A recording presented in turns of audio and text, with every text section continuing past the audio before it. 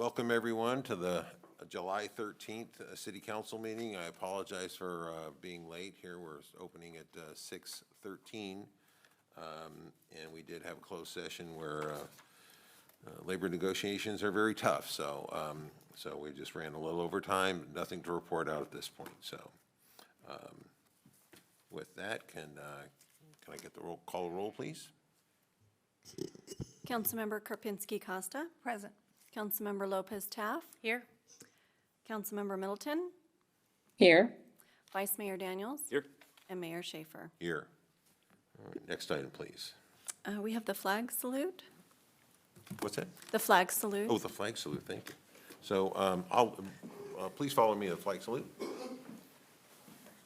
I pledge allegiance to the flag of the United States of America and to the republic for which it stands, one nation, under God, indivisible, with liberty and justice for all.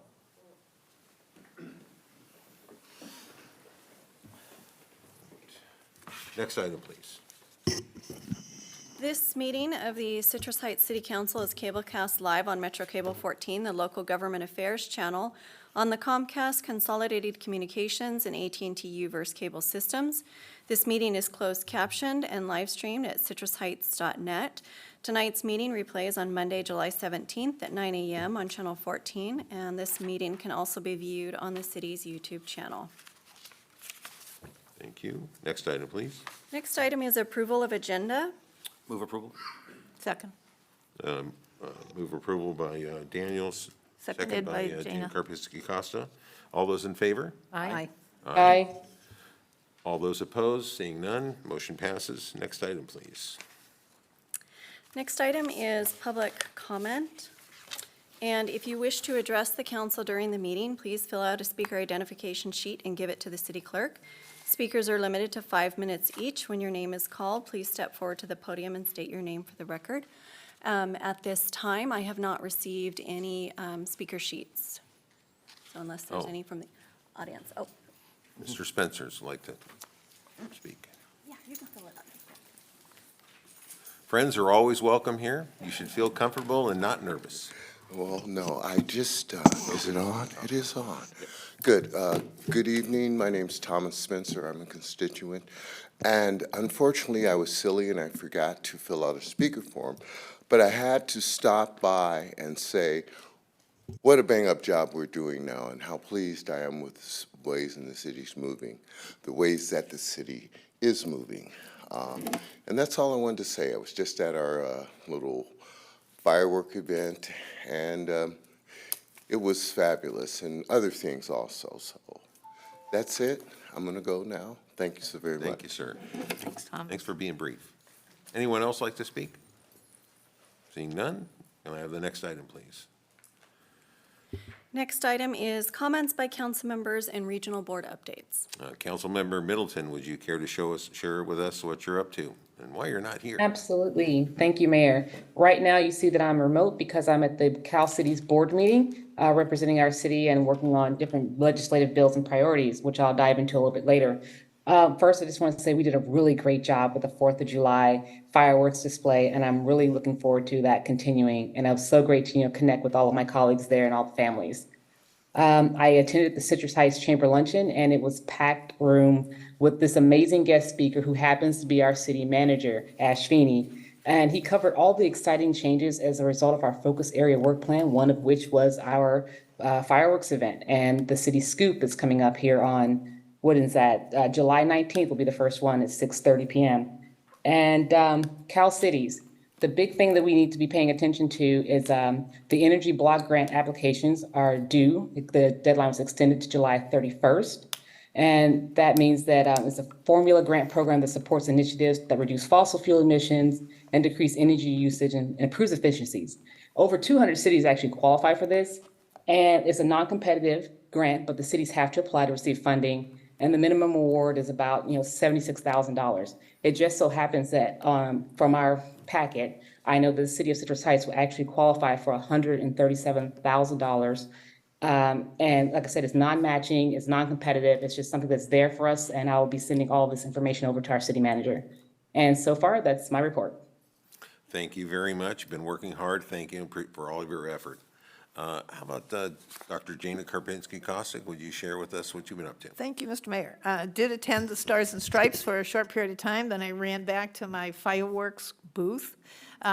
We were selling our Safe and Sanes. And I want to thank Cane's for bringing over a big jug of cold lemonade. I want to thank Texas Roadhouse for bringing over bundles of peanuts, which was, when you're sitting there, it's nice to just break peanuts open. And so sales were down this year. I don't think it was due to the city's event as much as it was the illegal fireworks that were going around, just terrible. Okay, that's another one. I didn't attend a mosquito meeting, that'll be next Tuesday, but I do get updates. And so the update is that West Nile activity has really picked up. But the hot spots right now are like Elder Creek, Natomas, Woodland, so not quite around here. And they will consider ground spraying these areas if we can't control it with just local work. So if you want to check, the best thing to do is to go to fightthebite.net, sign up for spraying notices, and you'll find out if they're coming this way. If I can't warn you ahead of time, you're best going to the website. They'll notify you. And so right now, Citrus Heights is not in the eyeball, but there have been quite a few positive mosquitoes in the county and some dead birds, like 45 dead birds so far that have tested positive for the virus. So we do want to use your repellent. If you need repellent, you have an event, let me know. I'll get it to you. I have some left over. I was handing them out at the fireworks booth, and I'm happy to bring more over. I'm going to do a talk for Area 6 on the 25th on mosquitoes, if anybody wants to come to Area 6's meeting and see the wonderful slideshow I have of the ugly mosquitoes. I have that. I had a sewer meeting yesterday, and there's good news is that starting January 1 of '24 will be one district. So it will be called Sac Sewer. You will be getting an insert in your September bill about the merger. I mean, it's not a merger, it's just Sac Sewer, these pipes are going to combine with those pipes, and we're just going to have one system. So it takes a while to transfer, all of the various aspects of becoming an employer, because currently through the county, they hire their people through the county, they do their billing through the county, they do all that through the county. So now we're going to be doing it ourselves. So they're getting ready for that, investments, all that stuff. So I look forward to that. Let me see if there's anything else on my notes. You wouldn't care that the cost of chlorine has gone up from 82 cents a gallon to $2.45 a gallon. And so one of the issues is how do we get better chlorine to chlorinate the water for odor control and for purification. So that's been the big discussion now, how to do that. So that was fun. And other than that, that's my report. Great, thank you so much. Councilwoman Jane Lopez Taft, what have you been up to? Thank you, Mayor. On the 27th, I happened to attend the San Juan Unified School District meeting. It was their last meeting of their fiscal year, and they were passing budget information, and it's always very, very interesting to find out. It was their final budget conversation, and so it's very interesting to find out how much is allocated for each school and area that they're responsible for. So I attended that. On June 30th, I had the pleasure of having a police station tour with the chief. It is amazing how much we accomplish in our police department. And so it was really nice to put faces to individuals and departments that help us out in our city. I really, really enjoyed that and look forward to knowing more. Of course, attended the fireworks event, and that was absolutely a joy and, a literal blast to attend. It was nice to have our community out together, enjoying time together. It was a non-alcohol event. And it was free from violence, strife, or anything that usually happens with a lot of gathered people in one small location.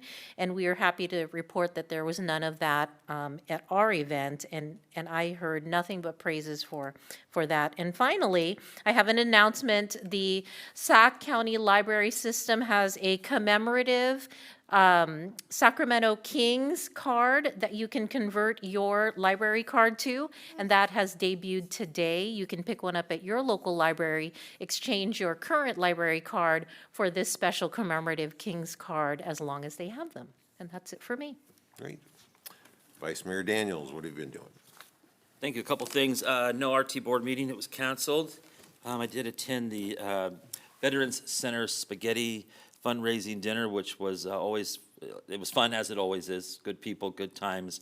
If you haven't done that before, we have a great Veterans Center on Sylvan. Get involved, give them a day out of your life once in a while, and put some smiles on faces of people who have kept us free, is the way I'll put it. July 4th, wow. How can we, I don't know if there's enough words, honestly. I have never been to an event in my life, I think, where more people have expressed how wonderful the event was. It just over and over and over, social media constantly, personal contacts constantly. I don't know if we could have done it any better, honestly. I was so excited, so proud, so happy to what occurred. Huge thanks to the city manager, Ash Feeney, to Regina Cave, to the whole team that was out there sweating buckets. I was scared because it was so hot that people weren't going to show up, and they just came out. And so I can't wait till next year already. I'm already excited about next year, the flyover, the jets and all that. Are we talking about that yet? So come out next year. If you missed it, you missed it. And come out next year. It was absolutely wonderful. Coming up, August 1st is National Night Out. Just mark your calendar. I'm just bringing it up now so that you don't forget. Another wonderful opportunity to get out with your neighbors. Some neighborhoods really go all out and have a great time, and other neighbors are kind of quiet about it. Neighborhoods, I should say. But you have time to even organize something in your own neighborhood. If you need information, contact the city. I'm sure we can give you good information about what kind of things can happen and whatnot. But put it on your calendar and go out and meet your neighbors, have some ice cream, and do all that fun stuff. Today and tomorrow is a Spare the Air Day. It's getting hot, if you didn't know, and so the air is going to be bad today, so don't breathe today and don't breathe tomorrow, and you'll be fine. But try to limit what you're doing. Try not to go anywhere in your car if you can. Put things off, and just know that everything kind of adds up and what it does to our air around here. So, and then I think I meant to ask Ash about this, and I'm sorry I didn't before the meeting, but cooling centers, it's supposed to be very hot this weekend. Are we doing anything there, sir? Yes, good evening, Council. And Vice Mayor Daniels, we have a cooling center that'll be at our police station in the lobby there. And when I get to my city manager updates, I have a slide for that. But we're part of a regional cooling center solution. And there's also free rides that RT is providing throughout the region of these various cooling centers. So I'll be sure to cover that. We also have information that's been posted on our webpage as well as our social media accounts. And that was my last thing. RT, Regional Transit. If you don't want to go hang out at the police station for one reason or another, jump on a bus. And if you can pull up their app, you can go free anywhere. They're all over Sacramento and in even areas close to here. The bus is probably air conditioned too, and you can ride for free. So take advantage of that and get out of the heat. And that's it. Great, thank you. So I did not have any board meetings in the last 2 weeks, but I can't say enough about how many emails and positive responses that I received about the Stars and Stripes event. People that have been involved with the city before and kind of lost interest, really coming back around, and really, I just can't say enough. And they all said, we did a good job. I will tell you. We didn't do much. You guys did it. The city staff did it. I know that Ash was out there at 7 a.m. in the morning and went home at 10:30 or 11 o'clock at night. And Regina was just amazing. Really, really good job. So, and I still hear events, and if somebody said, well, are we going to do it next year? Well, if the council chooses to approve the funds, I think we might. But you gotta, the bar is really high now. That's the concern, is we did so well, And again, as I walked around the crowd and talked to everybody, there was families there. Every bit, a piece of grass was full in that park, all the way to the back, and people along the sides, and it was, I don't even know what the count of people there, but it was in the thousands for sure. And the band was remarkable. The Star Spangled Banner, I was really touched when I saw people stood up when the Star Spangled, the band, the leader of the band told me that they had to practice and learn that song for this particular event. And they did a phenomenal job. It was just an instrumental with the lead guitar and organ, and it was phenomenal. I mean, I started getting choked up when I looked out in the crowd and everybody was standing up with their hands on their heart. This is a very patriotic community, and we really, like I said, knocked it out of the park on this one. So thank you so much for staff for working so hard on that. Just a reminder, so after Steve Miller's passing, we're looking to fill his seat on the San Juan Unified School District, School Board. He is District 7. The filing period opens on Monday, the 17th, and it closes on August the 7th, I believe. So there was lots of people that said, oh, nobody's going to show up. Well, I really think, I have a lot more confidence in this, the voters of Citrus Heights, that people are going to show up, and they're going to pick their representatives on the San Juan Unified School Board. So with that, that's all I had. So can I have the next item, please? The next item we have is consent calendar items 4, 5, 6, 7, 8, 9, and 10. I want to pull 5 for a comment and 10 for a separate vote. Move approval of the consent calendar, absent 5 and 10. Second. Do I have a motion and a second? Okay, motion by Second? Daniels, second by Middleton. All right, so all those in favor? Mayor, Aye. Aye. All those Mayor. opposed? we do need a roll call vote since we Oh, do we have need a a roll council call member vote? that's Okay, remote. so can you call the roll on this, just those items, pulling item 5 And 10. And 7, 10. and 10? So with that, with the remainder of the consent calendar, Councilmember Karpinski Costa, Yes. Councilmember Lopez Taff, Yes. Councilmember Middleton, Yes. Mayor, or Vice Mayor Daniels, Aye. and Mayor Schaefer. Yes. All right, so let's talk about item 5 first. What was your comment, please? On item 5, I know we're initiating the proceedings tonight, and so it will open for public hearing at the next, I believe, the next council meeting.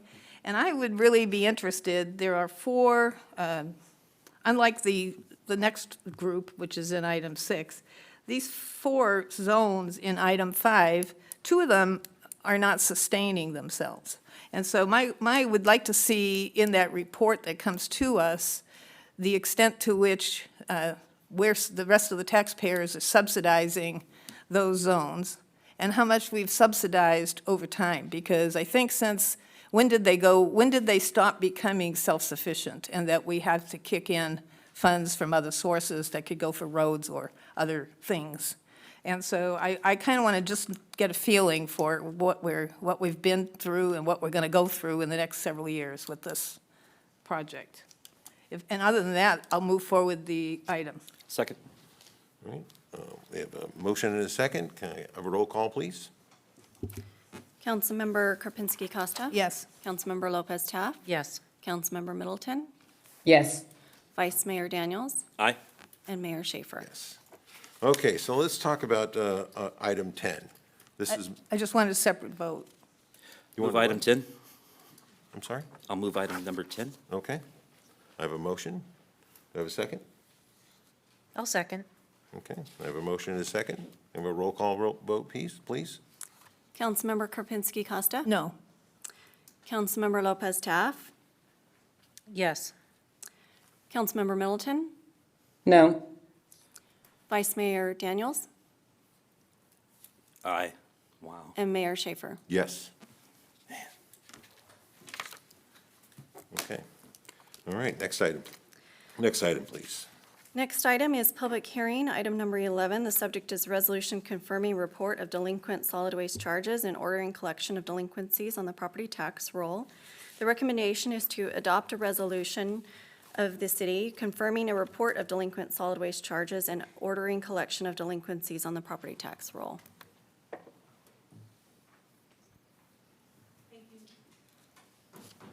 Thank you, Amy. Does this need to switch into, thank you, Amy.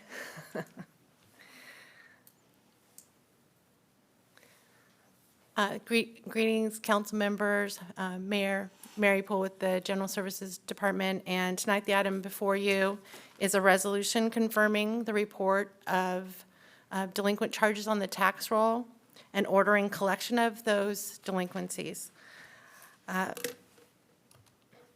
So we have a recommendation before you to conduct a public hearing for any and all persons having objections to the proposed collection of delinquent solid waste charges, penalties, and interest through the county tax roll, and then adopting the resolution of the city council confirming the report of the delinquent solid waste charges and ordering the collection on the tax roll.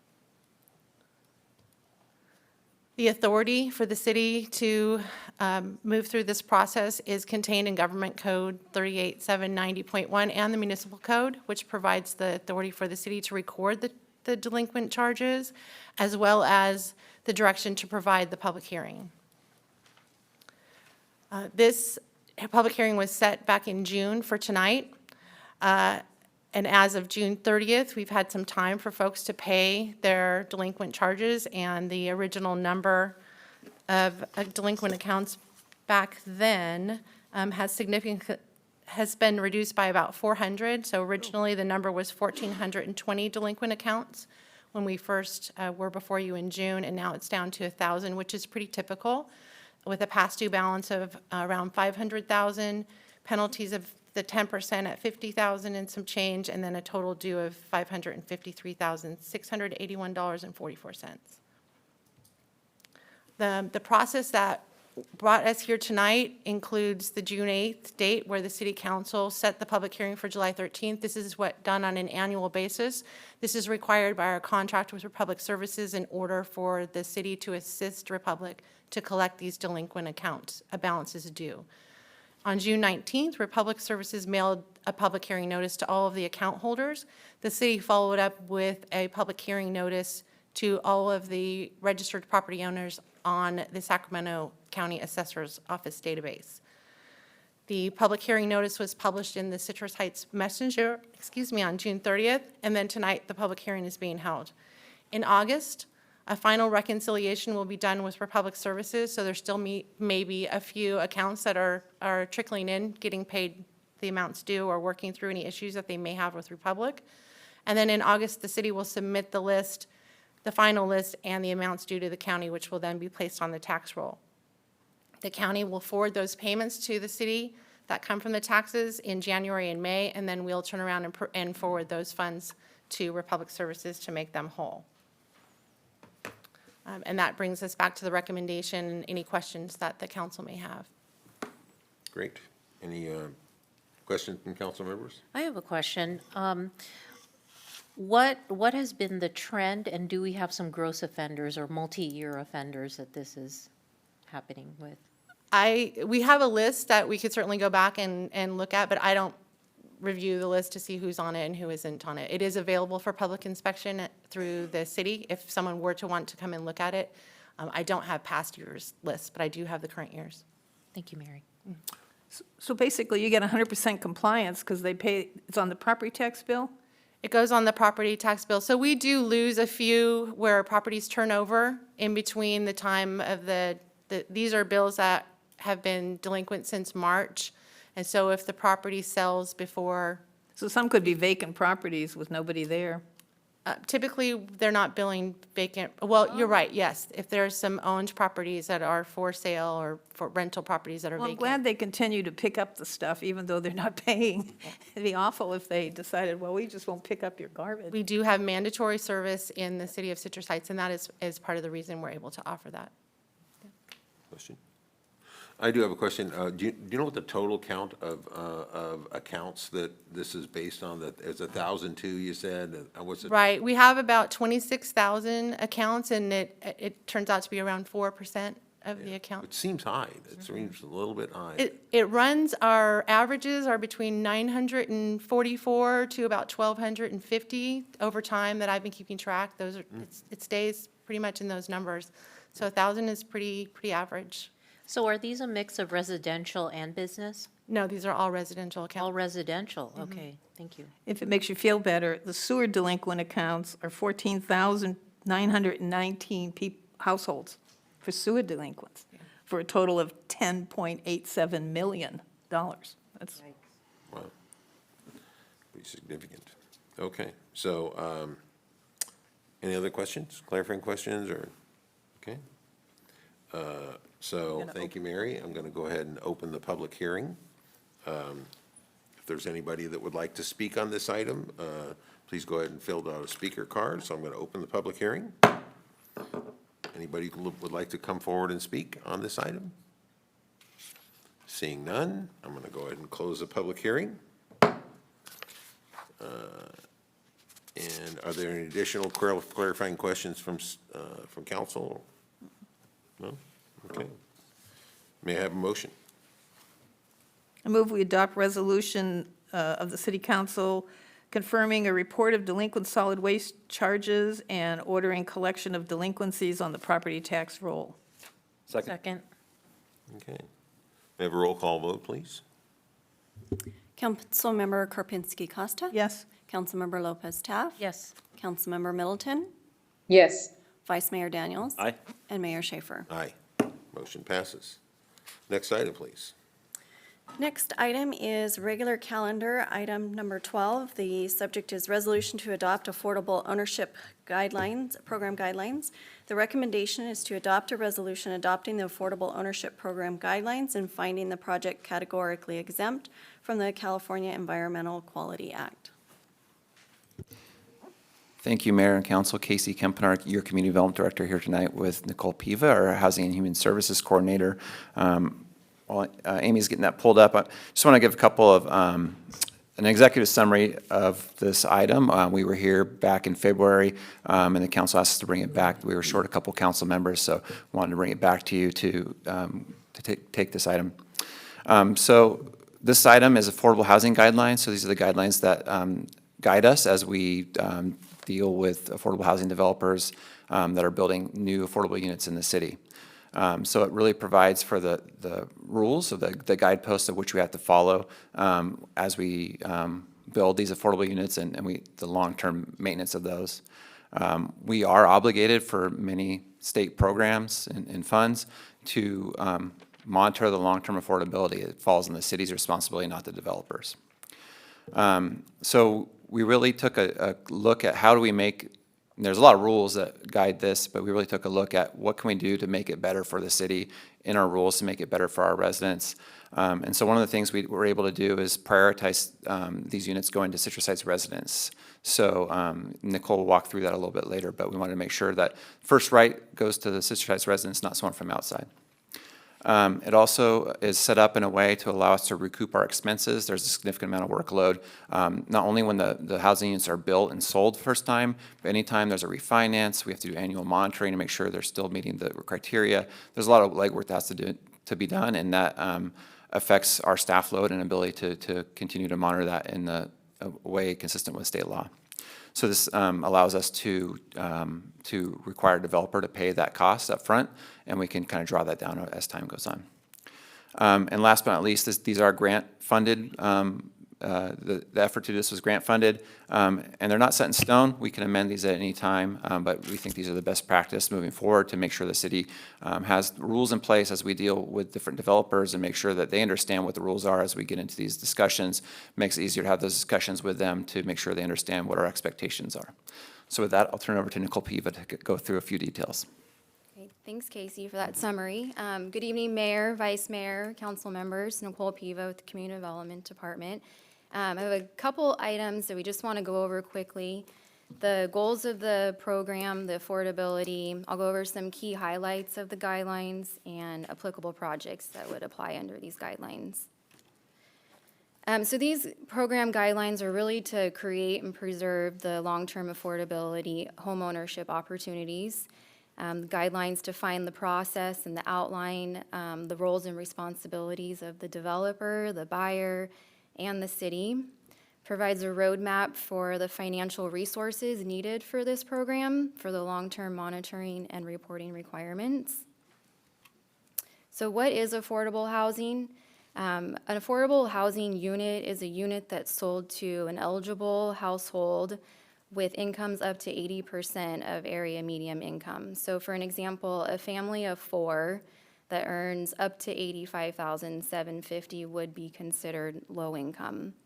HCD sets these income limits, and they do change annually. Some of the key highlights of these guidelines that we wanted to share with you is you do have to be a first-time home buyer. The guidelines do outline a marketing and outreach plan as homes are available. So we'll do a community outreach, letting the community know that these homes are available, letting the buyers know that there's an interest list, and then any social media or press. So interested buyers will be ranked and selected as followed. So first priority would be given to those who currently live and work in Citrus Heights. Second priority would be to residents that live in Citrus Heights. Third would be those that work in Citrus Heights, and then fourth priority to all others. The buyers are required to attend a home buyer education orientation class. This is really just to educate the home buyer on what their roles and responsibilities are to be a successful homeowner. Some of the projects that may fall under these guidelines are housing developments proposed on surplus land, for an example, the Sylvan Project. Another is a housing development requesting concessions or permit streamlining in exchange for providing affordable housing. So with that, I would like to recommend council approve these guidelines, the Affordable Ownership Program guidelines. All right. Any questions from council members? Jane? No? Dana? Questions? I'm good. Okay. Brett? Nope, I would move staff's recommendation. Okay, so I have a question. So we have, and I was delighted to, Ash and I and the community development folks met, and Allison all met over at the Sayonara Drive, the site for the Habitat for Humanity homes. Does this speak to is this a different process than they use? It's a little bit different. The Habitat for Humanity is an approved nonprofit by the state, so they can do their own monitoring. We have an agreement with them that guarantees that monitoring, but when it's a developer such as the Sylvan Project, where it's Woodside, where they're for-profit, that responsibility falls on us, and so these guidelines apply to them. Similar rules apply to the nonprofits, but the obligation falls on them and not us. Okay. All right, so we have a motion and a second? I'll second. Okay, so let's go do a roll call vote, please. Councilmember Karpinski Costa. Yes. Councilmember Lopez Taff. Aye. Councilmember Middleton. Yes. Vice Mayor Daniels. Aye. And Mayor Schaefer. Aye, motion passes. All right, next item, please. Next item is department reports, and there are none. So the next item is city manager items.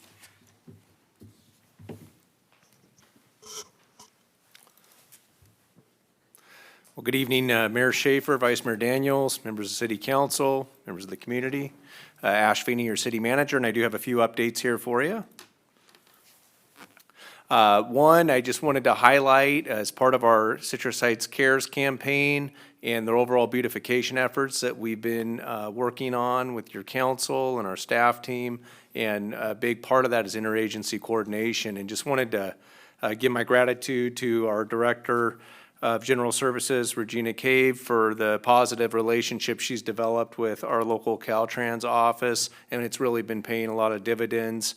Her team, as well as our impact team with the police department, have been collaborating with Caltrans to address challenging areas where we have a lot of litter and debris and things of that nature. And so this was a cleanup that they did on the eastbound I-80 off-ramp at Antelope. And not only did they clean up, but they also have gone in there and done a lot of trimming and continuing to maintain their area within our city. So definitely appreciative of those efforts. Just a few pictures here. If you want to continue to the next slide, you can kind of see some before and after pictures. These are some of the debris piles. If we can continue there, you can see here where they're doing some clearing. So you can see by just the sheer numbers of people that are turning out, they're really paying it a lot of attention, and we're very much appreciative of those efforts. We can continue there. We have a Sunrise Point that's recently opened, and they're taking in new residents at Sunrise Point, which is an affordable housing project that was approved by a prior council, and it's been in their construction for some time, and people have been waiting for that to open. Is that the actual building, or is it just their? No, those are the actual Oh, sure. buildings, yeah. So that's the Sunrise Looks Point. better here than it does when you look at it. Well, they've been finishing it up, so to speak. They've been getting the finishing touches on it. So it is open. It's being occupied right now. They are looking to have a grand opening later on this fall, and they're going to let us know about that to have a tour and be able to turn out and take a look at that. So it's a development partnership with Jamboree Housing and Hope Cooperative at 7424 Sunrise. I think we've got a few other pictures of this.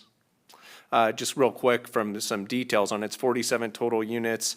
46 of them are low-income units. There's a manager on site. One of the nice things about this project, it does have wraparound services as part of that, so it continues to help the residents continue to better themselves and their quality of life, not only through housing, but other service provision means.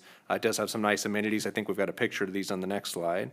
So you can see here, they've got a community room, the community kitchen, some nice interiors, and then an outdoor courtyard. And if anyone wants to go in the jungle gym, you can do that too.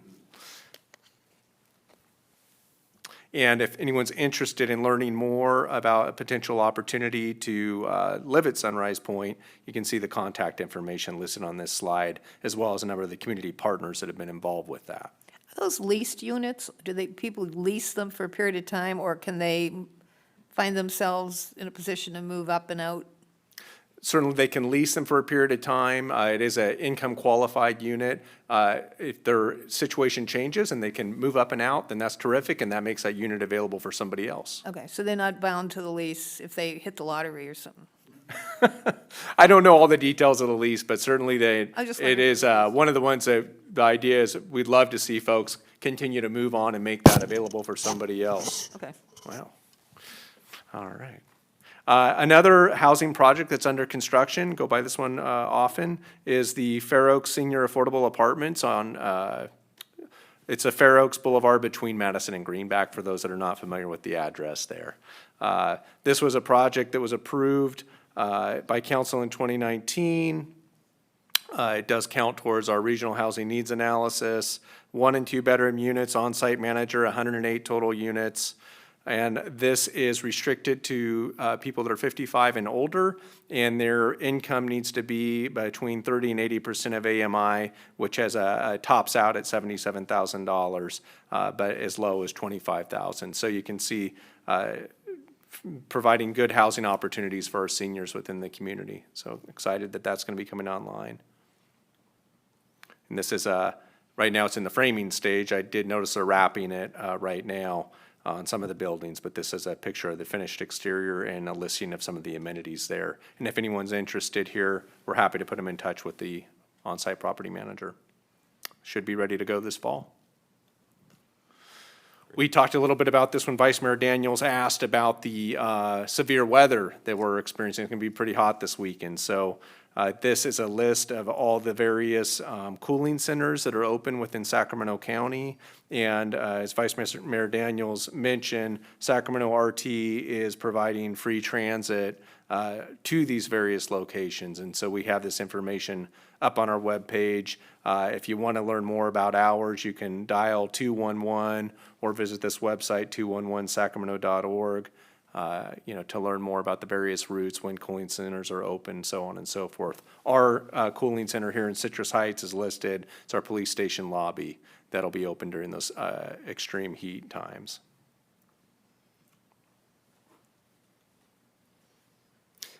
We had a lot of fun this 4th of July, or July 1st, celebrating Independence Day. And this was really kind of stemming from one of the focus area work plan goals to have a patriotic event. And I think the patriotic event went very well. A lot of excitement around that. If we want to go to the next slide, it was our Stars and Stripes event. Again, occurred on July 1st. This is our flyer. And most importantly, here's some of the pictures of the fun that occurred. I share the sentiments that I heard from the council and many in the community. It was really a special, a magical night, just great vibes in the air, and just a lot of happy faces, one that I'll always remember. Packed house, that's for sure. And this is just a picture from the park in Van Maren as dusk was approaching, but also down Fountain Square Drive and Stock Ranch. There were just lots of happy people out there with their families and Did friends. you have many mosquitoes? We actually had plenty of the bins wipes courtesy I know, of but the did you see district. any bugs? I didn't personally, but mosquitoes haven't been liking me lately, so. It was the mosquitoes were like, oh my God, there's so many people to bite, they just couldn't do it. Well, that's a choose from. And this was a picture of the show, some of the fireworks that occurred. So a nice shot of City Hall and something definitely to celebrate. And certainly from a Stars and Stripes event standpoint, we had some great community partners that are listed here. Purple Pageant painted a lot of faces that day. Dignity Health had their first aid booth, and they also were very generous in working with us to provide some off-site parking at their facilities nearby, which really worked out.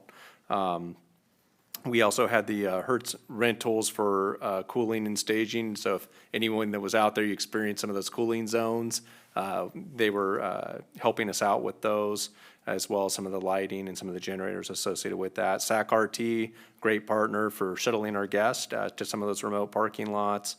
POW was out there, our Police Activities League, helping our youth. And then Sunrise Park and Rec District. There's a lot of coordination that people don't know about to make sure that sprinklers don't come on at the wrong time, or you're not dealing with a mud bog when you put that kind of people on there. Good partners on And Mary that. had compost bins, the little compost bins. Absolutely. I love my Mary compost Poole made sure that we were compliant and we had all the various bins we needed. And the plants, and There people was could get plants. potted plants that were happening. There was decorations that were going on for bikes and strollers, and just a wonderful time. And appreciate council's sentiments for the team. Definitely cannot thank them enough. Our General Services Director, Regina Cave, really poured her heart and soul into this, and it showed. And her entire team, as well as our wider team, were very much involved in this, and just was a really well-done event, especially given that we brought this forward in January of this year. It was kind of a short planning horizon, and I just was really pleased with the way it came off. So, yeah, it was fun hanging out with the community that night. And did we stay within the budget? Yes, we did. Okay. And this is, we've been getting some publicity here, so I believe that concludes all my slides. Great. Thank you very much for that. All right, so can I have the next item, please? So the next items requested by council members or future agenda items. I have one. Okay. I'd like, if you guys think it's good, to look at having a sister city. I was particularly thinking of the Ukraine, when their war is over, but that we need to know the process and what's involved. I was thinking, since we have a huge Ukraine community in Citrus Heights, to involve them, and it would work on our focus area of community connection, particularly with a part of our city that may feel alienated, because they do. So I was just thinking if we could, it doesn't have to be like in a hurry, we could just, because it looks like the war's going on for a while. So if you Well, just, I did get a letter in regard to that, and I was a little concerned about what the implications of that might be. So, I don't know the implications, that's, well, when I started looking at the other sister cities that they are with that particular city, yeah? it was two they cities had a in special Germany, city? and there's, Oh. it was really, Well, I have no confusing. special city in mind, so this might be a anyway. different city. So Big country. I certainly will support you if you want to discuss that. You know, if I may, Mayor, I remember I kind of shared that letter with the city manager to share it with you. And Jana, I'm 100% on board with that. I think that we need to show that our Ukrainian and our Slavic community that we are here to support them. And if there are any hurdles that are there, I'm sure we could find a way to navigate around them. So I'm happy to support. Okay? I'm happy Doesn't to have to support be that as well. huge or immediate, just, I've wanted to do this since the last time I was on council. We're hearing that that's going to be a future item, and we'll study that and bring that back at a future meeting when the time's Thank you. right. Absolutely. Thank you, Portia. Great. Of course. All right, with that, before we depart here, I did not thank Casey and Nicole for their presentation. I kind of moved on from that really quickly, so I apologize and thank you very much for your hard work. So anyhow, with that, it looks like adjournment is the next item, so I'm going to happily adjourn this. And I think this is one of the quickest meetings we've had. It was only about, Portia I don't know, needs to go have her 50 dinner. minutes or so, very good. I'm pretty hungry. Yeah. Have a great dinner, Portia. Thank you. Yeah, everyone else as well. Take care.